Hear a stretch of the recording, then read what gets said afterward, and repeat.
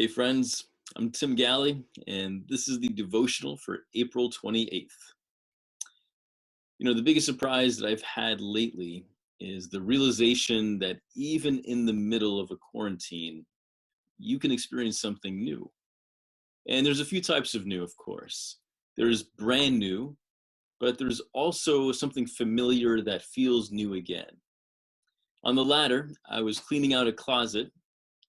All right, the truth is, I was trying to figure out if I was going to clean out the closet first. It's that closet that has like all this old media and digital and electronic stuff. And I wanted to see if it was worth clearing out this closet. So I was digging through and I was wanting to see what was inside it. And I came across my old video camera, which isn't really that old. It's actually only a few years old, but it's outlived its usefulness. And I also found my old iPod, which honestly I sometimes still use on road trips. And then I found my really old iPod that I just can't seem to part with. I mean, just listen to this. I mean, that sound just takes me back. Wow. It doesn't work, but just the sentimentality of it. I also found some old CDs, like one of my favorite ones, John Coltrane, A Love Supreme. True story, and long story short, back in the 90s, I couldn't get enough of classic jazz music. Coltrane, Miles Davis, Billie Holiday, Duke Ellington, love them all. Rock and roll was kind of going through a weird thing. These boy bands were emerging, and it was just music that I just was not into, and classic jazz really saved me for those stretch of years. And of course, I had to listen to the album. And you know how it is when you listen to an old familiar album that you used to love so much, all these memories come back and feelings and thoughts come back. If you listen to your favorite albums close enough, you can actually smell the cologne that you used to wear. I could smell the Polo Sport and Tommy Hilfiger cologne. True story. All right, not so true story. It was a fun ride back to memory lane. And I knew when we went into this quarantine period that there would be some of that. But I also knew and I also felt that this was going to be more of a retreat, a forfeiture of freedom, this time to play it safe. And I was uncomfortable with all of that. And part of my frustration too was often we don't really learn that much when we go into these retreats and hunker down in the name of safety. But it's in that space that we do get to revisit some familiar aspects of life, relationships, family relationships and family dynamics, friendships, old friendships, and also friendships that have kind of been severed along the way that you now have an opportunity to try to reconnect with. There have been many moments, wonderful moments like this, and some challenging ones as well. But there have been moments to revisit the quietness of the soul. And in this space, similar to how we clear out the closets in the garage and the basement and those types of things, we also get to clear out the clutter that's in our souls. 6 weeks ago, I knew I'd have to clear out some of the clutter, and I've appreciated the voices that have pointed that out to me, voices that I found on Twitter, and also our pastoral and ministry staff in the forms of these devotionals, reminding us to clear out some of this clutter.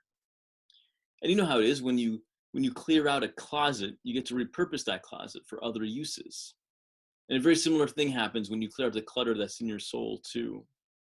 Lately, I've been confronting the need to get things done, and to get things done in a certain way, by a certain time, to a certain standard, for a certain result, and on and on. And so I make lists, I set timers, I check things off. I never feel that I get enough done. I even read the articles that warn me about the dopamine hit that my brain gets when I check things off. And I remind myself of two things. One, don't get addicted just to the act of getting things done. And two, make those lists count. I feel there's a whole devotional that we could have on the idols of ambition and productivity. And I feel I can make a pretty compelling case on why those idols are better than the idols of laziness and idleness. But of course, every idol betrays you and eats away at your soul from the inside out. And so I'm trying to clear out that type of clutter, which left me some more space in my soul for things like soul care and justice seeking and missional living and improving relationships and more. Those are more kingdom-hearted pursuits, that I now have time for and space for. This past Sunday, I read from Isaiah 43 in the introduction that I gave to the worship service, and I've just fallen back in love with Isaiah 43 and some other familiar passages that I've underlined and read a few times. And I made this joke that I was reading it from Brian's favorite Bible. Listen, I would never steal Brian's favorite Bible. I would steal his car before I would steal his Bible. And I think Brian drives a Honda, so I'm probably not going to risk it for a Honda. But Isaiah 43, I mean, just an incredible passage. And I want to read it to you out of the Voice translation, which is a new translation that I've been reading lately. And it says, "Don't revel only in the past or spend all your time recounting the victories of days that have gone by.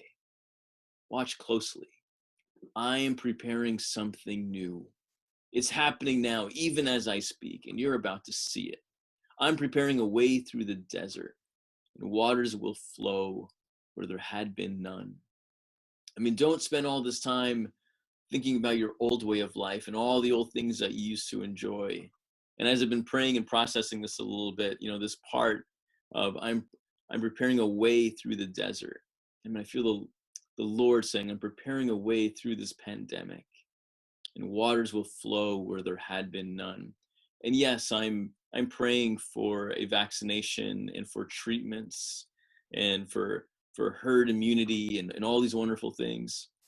But I'm also trusting that the Lord will provide a new way of living, a new way of experiencing the kingdom that we will get to see on the other side of this. So I'm trying to be attentive to that.